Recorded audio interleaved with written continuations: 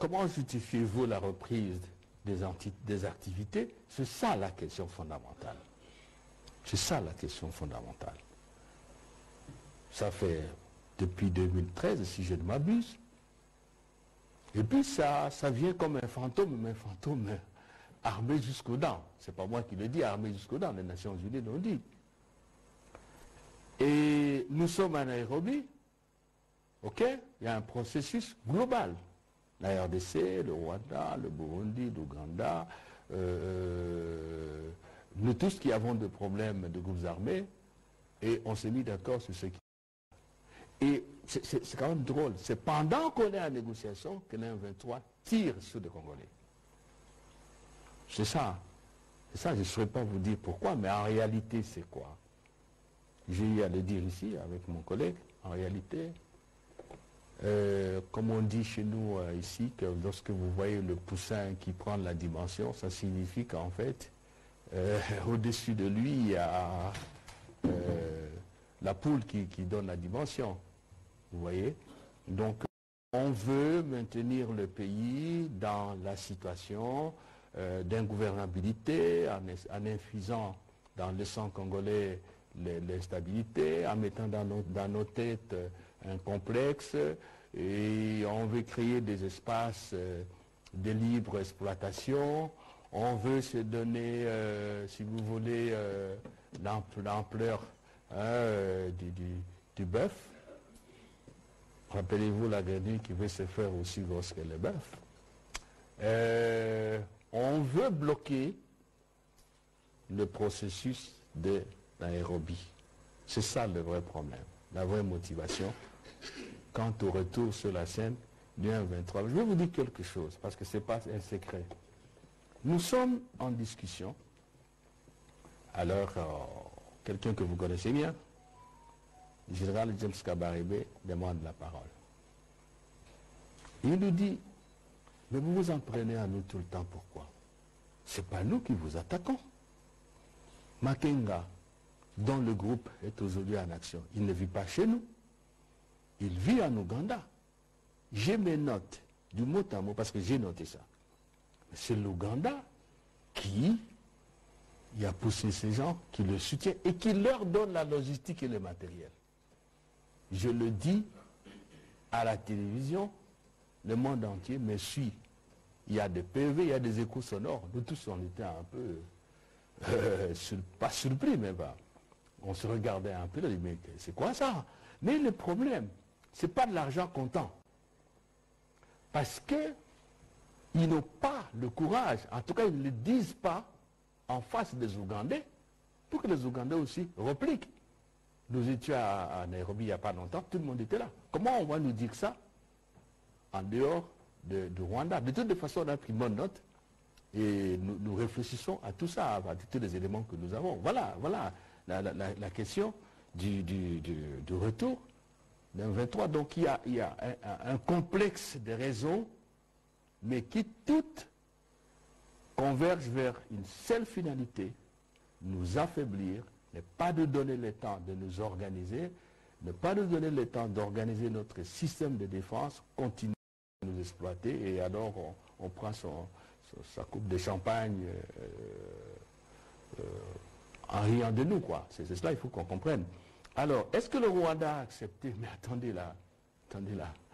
Mais un État qui dirait ça, qui ferait cela, mais on s'en moque. Le Rwanda ne peut jamais, ne vous attendez pas. J'attends beaucoup de Congolais qui disent ça. Que le Rwanda vous dise, oui, c'est moi qui vous attaque. Mais bon sang, mais c'est pas possible ça.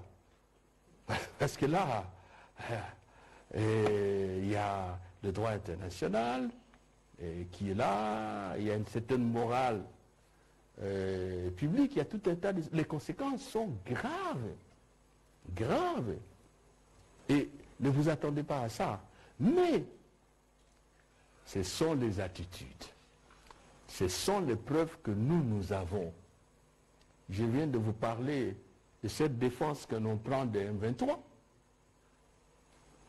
Des matériels militaires. Les matériels militaires, les militaires qu'on a vus, le fait que nous leur avons dit ça. C'est chaque fois qu'on m'appelle, moi, ministre des Affaires étrangères, pour me dire qu'il y aurait des bombes qui tomberait sur le territoire rwandais que dans les 24 heures, le M23 attaque. Comprenne qui pourra. Comprenne qui pourra. Il y a tout un tas, ça ne peut plus se discuter.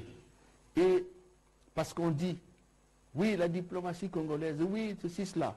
Pourquoi vous n'obtenez pas la condamnation du Rwanda? Mais les relations internationales ont leur mode d'expression, leur mode opératoire.